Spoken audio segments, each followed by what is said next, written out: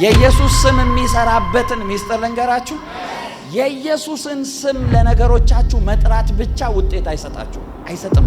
በደንብ ላስረዳችሁ። በጌታ ስሙኝ። የኢየሱስ ስም ውስጥ የኢየሱስ ካራክተር አለ። ስሙ ውስጥ የስሙ ባህሪ አለ። ስሙ ውስጥ የተደበቀ የስሙ ኃይል አለ። ይህንን ሁሉ ኃይል የምንገልጠው በማን ስም ነው? እስቲ በኢየሱስ በሉ። አንድ ነገር እነግራችኋለሁ። በኢየሱስ ስም ስላላችሁ አይገለጥም ኃይል።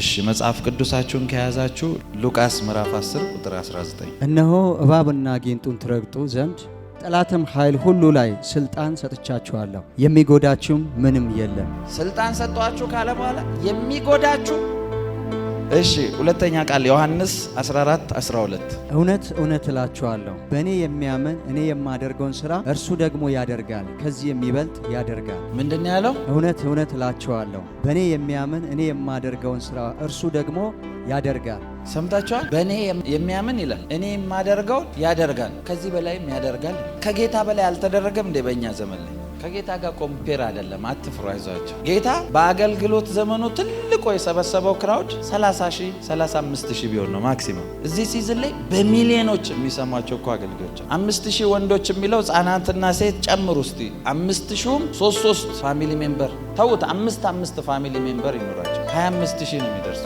6 ብታረጉ 30,000፣ 7 ብታረጉ 35,000።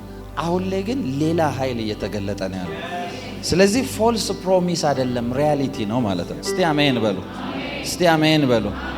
እኔ በእኔ የሚያምን አለ እኔ ያደረግኩትን ከእኔም በላይ ያደርጋል አለ። ኢየሱስ ጌታ ነው። ይሄ የእናንተ ቃል ነው።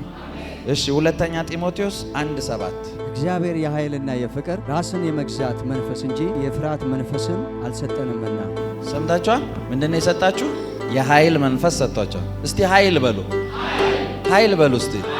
ኃይል ተሰጥቷቸዋል። ለዛ ነው እናንተ ውስጥ ያለውን ኃይል ተጠቀሙ እምላችሁ። ይኸውላችሁ ሁሉም ነገር ምድር ላይ በኃይል ነው የሚሰራው። ምንም ነገር ይኸውላችሁ፣ እውቀት በጌታ በደንብ ስሙ። ገንዘብ፣ ጤና፣ ትዳር የፈለጋችሁት ብትሉ ኃይል። መጽሐፍ ቅዱስ ስለ ፋይናንስ እንኳን እግዚአብሔር አምላክ ይላል ሀብትን ለማከማቸት ኃይልን ሰጥቷል ነው የሚለው። ለበረከት እንኳን ለመውለድ ኃይል ነው የሚያስፈልገው።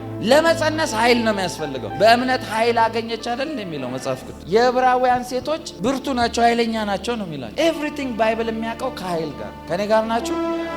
እግዚአብሔር የኃይል አለ ራስን የመግዛት የፍቅር መንፈስ ነው። የፍርሃት መንፈስ አልተሰጣችሁም። ኢየሱስ ጌታ ነው። የመጨረሻ ማቴዎስ ምዕራፍ 18 ቁጥር 18 ኃይል የሚገለጥበትን ሚስጥር ነግራቸዋል። እውነት እላችኋለሁ በምድር የምታስሩት ሁሉ በሰማይ የታሰረ ይሆናል፣ በምድር የምትፈቱት ሁሉ በሰማይ የተፈታ ይሆናል። ሰምታችኋል? በምድር የምታስሩት ሰማይ አይቀይረውም። በቃ እናንተን ነው እንደሚሰማው። እዚህ ካሰራችሁት እዛም ታስሯል። ማን ያሰረው ሲባል ልጄ ነው የሚለው። ለዛ እኮ ነው ኤልያስ ኦቶሪቲውን ስላወቀ የፈለገ ቢሰበሰብ ኡኡ ሲል ቢውል ከአፌ ቃል በስተቀር ማንም አይከፍትም ይሄን ሰማይ። ለምን? ይሄን ኦቶሪቲ ቀድሞ ኤክስፒሪየንስ አድርጎታል። ይኸውላችሁ አንዳንድ አገልጋዮች አሉ ብሉይ ኪዳን ላይ ያሉ ግን አዲስ ኪዳንን የኖሩ አገልጋዮች። ብሉይ ኪዳን ውስጥ ስለሌሉ እኮ ነው እነ ሄኖክ እነ ኤልያስ ከነቦዲያቸው የሚወስዳቸው።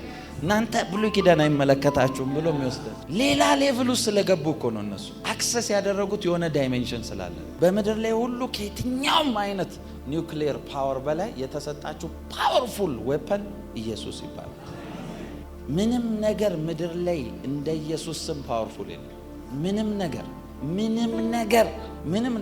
ስሙኝ በደም ሰይጣን እግዚአብሔር ለአማኞች የሰጠውን ኦቶሪቲ እና ፓወር ያውቃል። ውስጣቸው ያለውን ኃይል ያውቃል። ውስጣቸው የተቀመጠውን ትሬዠር ያውቃል። ስለዚህ በምንም ሚንስ ፋይት ማድረግ የሚፈልገው እነሱ ውስጥ ያለው ኃይል ዲስከቨር እንዲያደርጉት አይፈልግም። ሰምታችኋል? ኃይሉ የለም ይገለጣል አይገለጥም ጋር አይደለም ጉዳዩ። ቆይ አንድ ነገር ላስረዳችሁ። አንድ በንግስና ቤተሰብ ውስጥ ያለ የንጉስ ፋሚሊ የሆነ ሰው ለምሳሌ እንግሊዝ ሀገር ውስጥ ሮያል ፋሚሊዎች አሉ አይደለ? እስካሁን ስቲል የንግስና ፋሚሊ አለ አይደለ? የንግስና ፋሚሊ ውስጥ አንድ ሰው ሲወለድ፣ ወንድ ልጅ ሲወለድ ገና እኮ ሕፃን ነው እኮ የተጠቀለለ ሕፃን ልጅ ገና ሆስፒታል ላይ ሲወለድ ሚዲያ ሁሉ የዓለም ሚዲያ ሁሉ ይዘግባል። ልጁ የሚያውቀው ታሪክ የለም። የት ይወለድ፣ ምን ሆኖ ይወለድ፣ የማን ልጅ ይሁን የሚያውቀው ነገር የለም። መወለዱ ብቻ ነው። ከኔ ጋር ናችሁ? ገና መጥቶ ግን ህዝብ ተሰብስቦ ስለዛ ልጅ ሰለብሬት ያደርጋል። በቃ ንጉስ ተወልዷል። ንጉስ ተወልዷል፣ ቀጣይ የሚነግሰው ታውቋል ይባላል። ልጁ እኮ ገና ትንሽ ነው። ሰው ሁሉ ተሰብስቦ ያ ሁሉ ህዝብ ልጁን ንጉስ ስላለው መንገስ ይጀምራል እንዴ? በዛ ሰዓት ይጀምራል እንዴ? መግዛት ማስተዳደር ይጀምራል? አራስ ሆኖ ይጀምራል? የሆነ ኤጅ ላይ መድረስ አለበት አይደል? ንጉስ እንደሆነ ልጁ ማወቅ አለበት። ስለ ንግስና ማስተዋል አለበት፣ መረዳትም አለበት። አጋንንት ገና ስትመጡ ኃይል የላችሁም አይደለም፣ ተሰጧችሁ እንደመጣችሁ ያውቃል። ግን እዛ ቦታ ደርሳችሁ እንዳታውቁት ነው ብሎክ የሚያደርጋል። ለዛ እኮ ነው መጽሐፍ ቅዱስ በማወቅ ውስጥ ስለሆነ በረከት ያለው ፍጥረት ሁሉ ይላል የእግዚአብሔር ልጆችን መገለጥ በናፍቆት ይጠባበቃል። ልክ እንደዚህ ልጅ ንጉስ አድጎ እስኪገዛቸው ህዝቡ ይጠብቃል። አንዳንዱ እኮ እየጓጓ ያለው እኮ ልጁ እስኪያድግ በህይወት ላይኖር ይችላል። ይገዛኛል ብሎ ሰለብሬት የሚያደርገው ምድር በቅዱሳን በእግዚአብሔር ልጆች መገለጥ ውስጥ እንደምታርፍ ስለሚያውቅ ሰይጣን ያለ የሌለ ኃይሉን ሁሉ የሚጠቀመው አለማወቅ ውስጥ እንዲቀመጡ እንዲያውቁ አይፈልግም። ለዛ ነው መጽሐፍ ቅዱስ እኮ እግዚአብሔር ስለ ህዝቡ ሲያወራ ህዝቤ ኃይል አጥቷል አለም። እውቀት ከማጣቱ የተነሳ ጠፍቷል። ስለ እግዚአብሔር መስሏችሁ ነው? ስለ ተሰጣችሁ ስለ ራሳችሁ እውቀት አጣ። እናንተ ውስጥ የተቀመጠ ኃይል አደገኛ እንደሆነ ጠላቶቻችሁ ያውቃሉ። ይኸው አንድ ነገር አስረግጬ ልንገራችሁ ጌታ ፊት፣ እናንተ ስለ ራሳችሁ ከምታውቁት በላይ ጠላቶቻችሁ ስለ እናንተ ያውቃሉ። ነገ የት ጋር ደርሳችሁ እንደምታጠፏቸው ስለሚያውቁ አሁን ይፈነቅላል። አንድ ነገር ግን ከህይወቴም ካለፍኩበት ነገር አንድ ነገር ልንገራችሁ። ዛሬያችሁን እያያችሁ ነጋችሁን አታበላሹ። አንዳንድ ጊዜ ነገውን ሰው ስለማያውቅ ዛሬ ውስጥ ሆኖ ነገውን መስራት ሲችል ያበላሻል። በደንብ ስሙኝ ይቺን ነገር በጌታ ፍቅር። ሰይጣን የትኛውም አጋንንት ምድር ላይ ያለ ነጋችሁን ገብቶ ማበላሸት አይችልም። እግዚአብሔር ፊት ነው ነግራችሁ። ነገ ለማንም ሰው አልተሰጠም። ነገ በእግዚአብሔርና በእግዚአብሔር እጅ ብቻ ነው ያለው። ምንድነው ታዲያ ነገን የሚያበላሻው ካላችሁ፣ ዛሬ በሚሰራው ነገር ነው ነጋችሁ የሚያደናግረው። ነጋችሁ የት ጋር ደርሶ ፕሪዲክት ያደርጋል፣ የት ጋር ደርሶ ምን ሊያጠፋ እንደሚችል። ስለዚህ ዛሬ አቅጣጫ ከማስቀየር ይጀምራል። ከምን? እናንተን በሆነ ነገር መስመር ከማሳት። ሰይጣን ነጋችሁ ምን ጋር እንደሚደርስ ሲያውቅ ዛሬ ይዟችሁ አቅጣጫችሁን ሊያስቀየር ይፈልጋል። ይሄንን ዊዝደም ነግሬያችኋለሁ ከዚህ በፊት። ሰይጣን ፓወርፉል የሚሆነው በእናንተ ኃይል እንጂ በሱ ኃይል አይደለም። አምቴሊንግ ዩ ሰይጣን ማንን አንቆ ሲገል አይታችሁ ታውቃላችሁ? ወይ ሰውየውን ራሱን ያስገድሏል፣ ወይ ሰው አስነስቶበት ሰው እንዲገለው ያደርጋል። ተነስቶ ማን ሲገል ኔቨር አይፈቀድለትም። የለም፣ አይሰራም እንደዚህ። እስቲ ኢየሱስ በሉ። እናንተ ውስጥ ያለ ፓወር አደገኛ ነው። ተረት ተረት አይደለም። መጽሐፍ ቅዱስ በእናንተ ያለው በዓለም ካለው ሲል ብቻችሁን እኮ ከዓለም ትበልጣላችሁ እያላችሁ ከሰው አይደለም ኮምፔር ያደርጋችሁ። በዓለም ካለ ዓለም ላይ ካለ ብቻህን ሆነ ትበልጣለህ። እስቲ አሜን በሉ። በኢየሱስ ስም ባረካችኋለሁ። ለምድራችን እኛ ከበቂ በላይ ነን። ምክንያቱም እግዚአብሔር ኮቨናንት የሚገባው የሚከራከረው እኮ ከአብርሃም ጋር 5 ሰው ካለ ከተማ ምራለሁ ይላል። በ5 ሰው ከተማ ከማረ እናንተ ለሀገር ለአህጉር ትበቃላችሁ። እናንተ ውስጥ ያለ ኃይል መገለጥ ይጀምር። እስቲ አሜን በሉ። ይህንን ሁሉ ኃይል የምንገልጠው በማን ስም ነው? እስቲ በኢየሱስ በሉ። አንድ ነገር እነግራችኋለሁ። በኢየሱስም ስላላችሁ አይገለጥም ኃይል።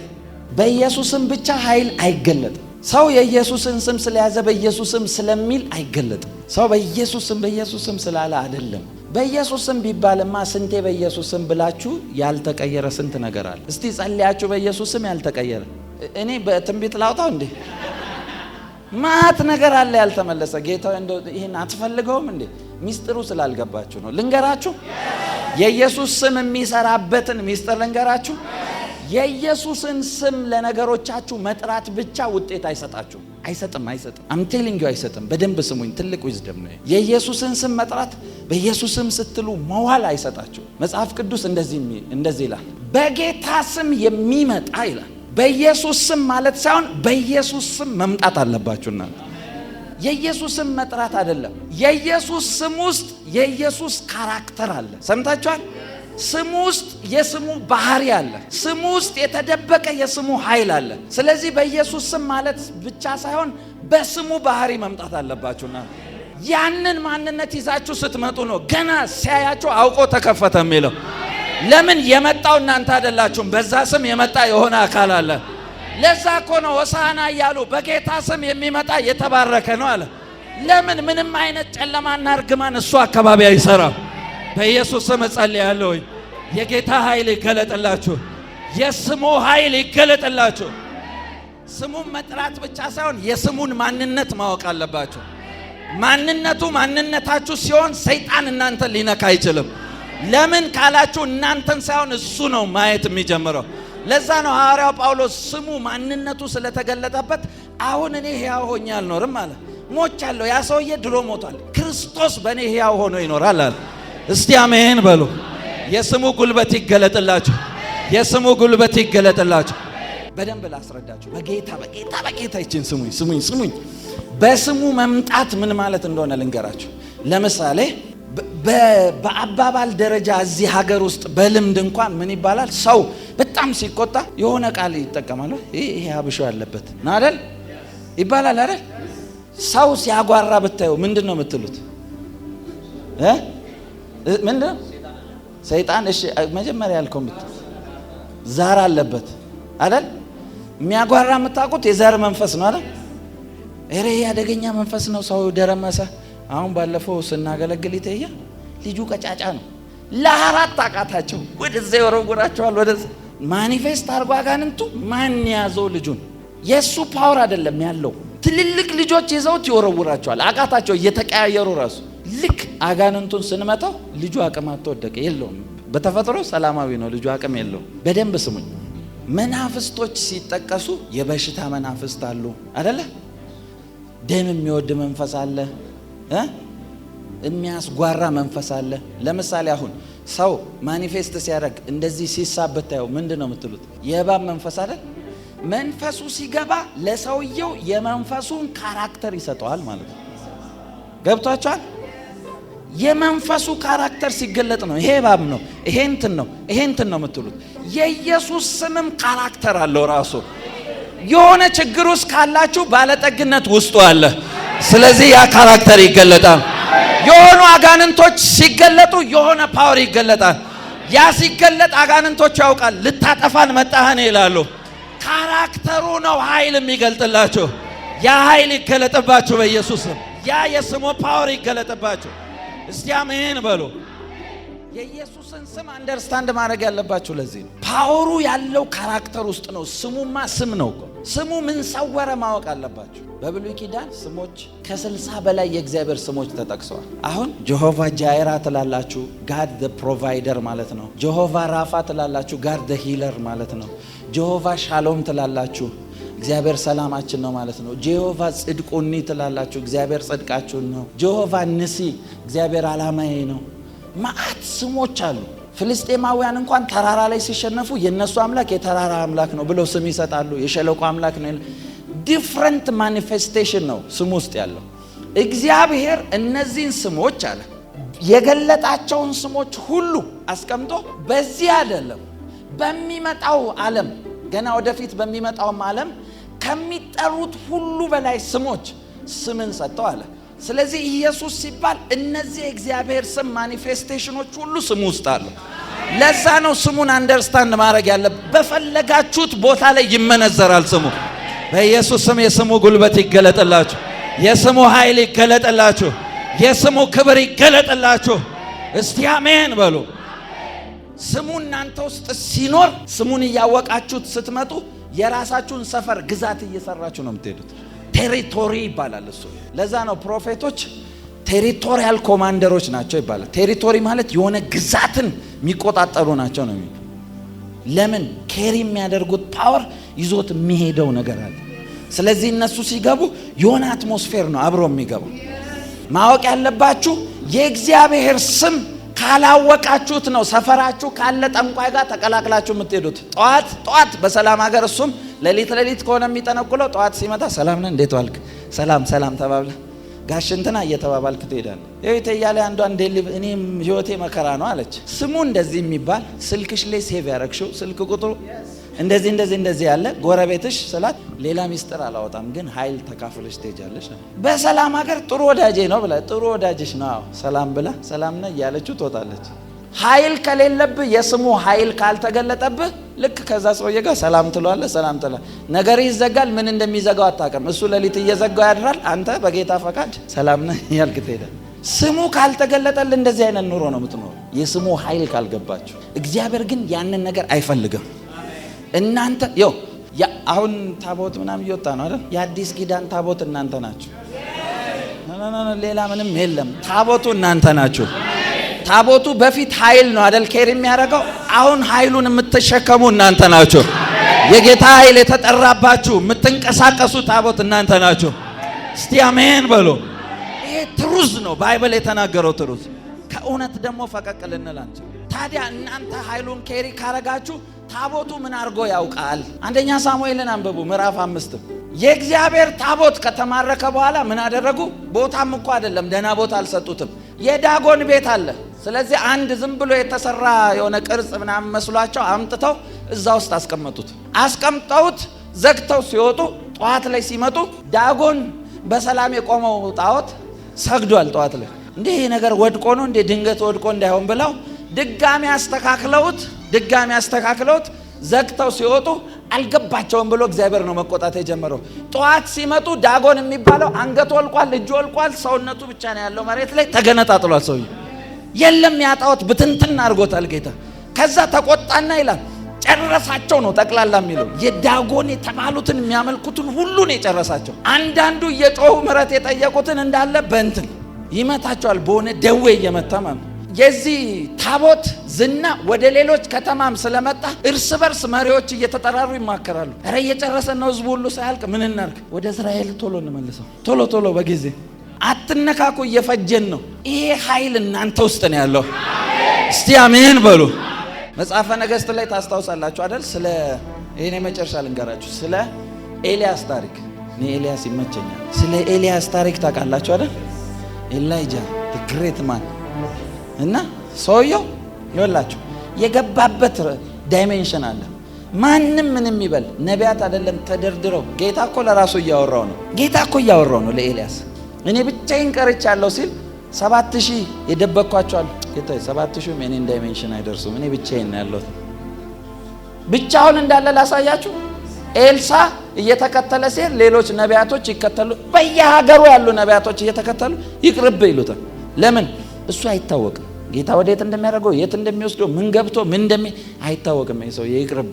እነሱ ራሱ አንደርስታንድ የማያደርጉት ሌቭል ላይ ነው ያለው ሰውየው። ኤልያስ እኮ ሞትን ሁሉ ስላለፈ ሰውየው ከነቦዲው ወሰደ። የገባበት ሌላ ክልል ስላለ ጌታ ከመምጣቱ በፊት እሱ ነው የሚላከው።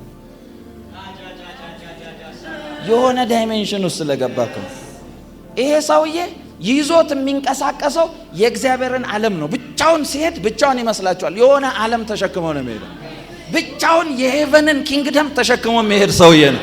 ይሄንን ኃይል እኮ ለልጁ ስላካፈለው ነው። ኤልሳ ስለገባው የገባበት ክልል እሱም ዝም ብሎ ይሄዳል። ሙሉ የሶሪያ ወታደር ከቧቸው እያለ እሱ ሰውየው ዘና ብሎ ይሄዳል። አንድ ሰው ለመያዝ ሙሉ ወታደር ይመጣል። አንድ ሰው ሰውየው ህዝብ ስለሆነ ብቻውን በአንድ ሰው ሊያዝ አይችልም። ከተማ ላይ ያለ ጠቅላላ ወታደር መምጣት አለበት። ሙሉ ከተማውን ከበውት ሰውየው ዘና ብሎ ይወጣል። ጊያዝ እያየ ወይኔ አለቀልን በመስኮት ወይኔ በቃ በዚህ መጥቷል፣ በዚህ እንዳንሸሽ በዚህ መጥቷል። በዚህ እኔ ሲመስለኝ ዝም ብሎ ኤልሳ እንዲህ ብሎ ያውን እስቲ በዛም ሄድ ምን ያህል ናቸው እስቲ በዚህ ጋስ ወይኔ አለቀልን በቃ እንዴት ነው የምንወጣው? እጅ እንስጥ ጌታ ሆይ እኔ የገባሁበትን ዓለም እንዴ አይኑን ክፈትለት። ልክ አይኑ ሲከፈት የእሳት ሰረገላ ወታደሮች ሰራዊቶች ሙሉ ከዛ ቁጥር በላይ ከበውታል። እንዴ ዘና ያልከው እንደዚህ ነው? ከነሱ ጋር ካለው ከኛ ጋር ያለው ይበልጣል።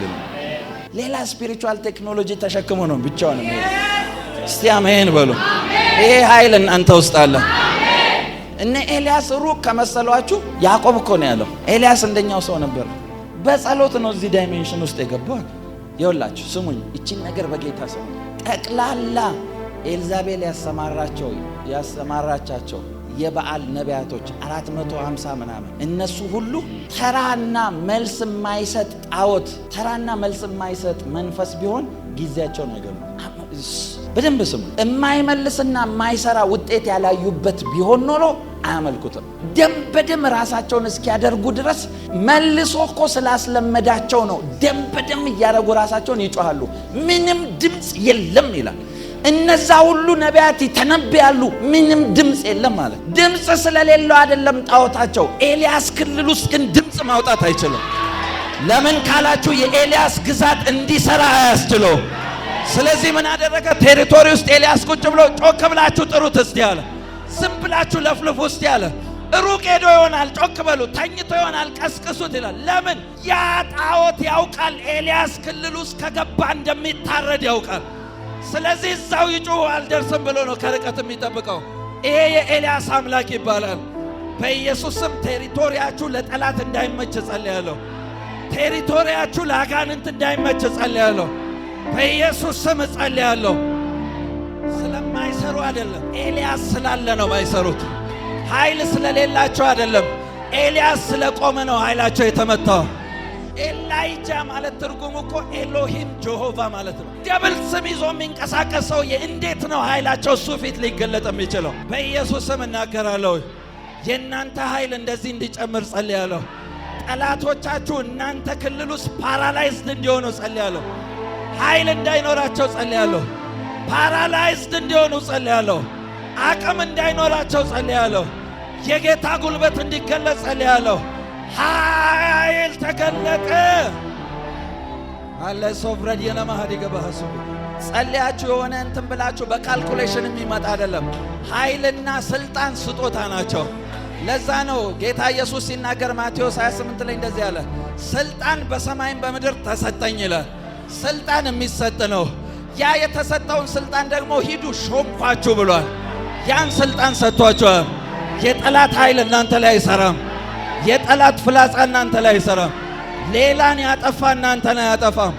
ሌላን የነካ እናንተን አይነካም። ሌላን የጎዳ እናንተን አይጎዳም። በኢየሱስም ኃይል ያገኛችሁ፣ ኃይል ያገኛችሁ፣ ኃይል ያገኛችሁ። ኡጋንዳዎች ይመቹኛል በጣም የሆነ ነገራቸውን ወድጄላቸዋል። የሆነ አቅጣጫ ገብቷቸዋል። ሰው ከሰው ጋር ሲጣላ እጁን አይሰበስብም ሊደባደብ፣ እንደዚህ አይልም። እንዲህ እሱ ኦልድ ፋሽን ነው። እነሱ ጋር አልነበረምም፣ አይጠቀሙትም። ዝም ብሎ መደባደብ የለም። ነካኝ ጠብቀኝልን እሰራላለሁ። እከሌ የሚባል ጠንቋይ ጋር ሄጄ ማደርገን እሺ ቶይም በቃ ይቅርታ። ይው የጠራው ስም ከፍ ያለ ከሆነ የሚያውቁት ከሆነ ይፈራሉ። ቶቶ በቃ አትንገኝ፣ እሺ አልነካካ። እዛ ሀገር ማአት ሰው ነው ጌታን የተቀበለው። የተቀበለው በምንድን ነው ካላችሁ ጠንቋዮቹን የሚመታ ፓወር ስለ ይሄ የበለጠ ነው እያሉ ይመጣል። በእንትን የለም፣ በድብድብ የለም። እነሱ ጋር ሰፈራችሁ ውስጥ ገዝታችሁ እንድትኖሩ ጸልያለሁ። ገዝታችሁ እንድትኖሩ ጸልያለሁ። ኢትዮጵያዊ ሀበሻ ወኔ እንዳለው ስለሚያውቅ የዚህ ሀገር አጋንንት ተንኮሉ በድብድብ ነው የሚያደርገው ነገር። የሆነ ነገር ጥቀስ ውስጥ በቃል እንትን አይሏቸው። የት ነው ያለው ሰፈሩ እንገለዋለን ይላል። መዝሙር ዘመረች ተብላ አንድ ልጅ የት ናት ሰፈሯ ትገደል። በእንትን አስረዳ አይደለም፣ በድብድብ ነው የሚያምነው። እዚህ ሀገር ያለ አጋንንት ካራክተራችን ገብቶታል። ስለዚህ የሆነ ነገር በቃ እንገለጣለን ነው። እናንተ ግን በኃይል ትገለጣላችሁ፣ በእግዚአብሔር ኃይል ትገለጣላችሁ። ይህን ቃል ከዚህ በፊት ነግሬያቸዋለሁ። ስሙኝ ደግማችሁ። መጽሐፍ ቅዱስ እንደዚህ ይላል፣ ቀኝን ለሚመታ ግራህን ስጥ ይላል አይደል? ተደብደብ አይደለም። አንዳንድ ሰው እዚጋም ድገመኝ እንደዛ አይልም። ቀኝና ግራ የቦታ ጉዳይ አይደለም። ቀኝና ግራ የስጋና የመንፈሳዊ ዓለም ልዩነት ነው። በስጋ ለሚመጣብህ መንፈሳዊ ማንነትን አሳየው እያለ ነው። ኃይላችሁ እንዲገለጽ ጸልያለሁ። እናንተ ውስጥ ያለ አቅም እንዲገለጽ ጸልያለሁ። እናንተ ውስጥ ያለ ፓወር እንዲገለጽ ጸልያለሁ። እስቲ ኃይል በሉ፣ ኃይል በሉ፣ እስቲ ኃይል በሉ። እስቲ ይሄ ኃይል ያገኛችሁ፣ ይሄ ኃይል ይውደቅባችሁ። እግዚአብሔር አምላክ ይላል ከፊት እንደ ኃያልና እንደ ጨካኝ ይወጣል ነው የሚለው። ባህሪው እሱ ነው። የእሱ ልጅ ከሆናችሁ ባህሪያችሁ ይሄ ነው የሚሆነው። ኃይል ይገለጥባችሁ፣ ኃይል ይገለጥባችሁ። በስጋ ያደከማችሁ የታገላችሁ ነገር አሁን በኃይል ትወጡበታላችሁ፣ በኃይል ትወጡበታላችሁ፣ በኃይል ትወጡበታላችሁ። ኃይል ይሆንላችሁ፣ ኃይል ይሆንላችሁ፣ ኃይል ይሆንላችሁ። It is done.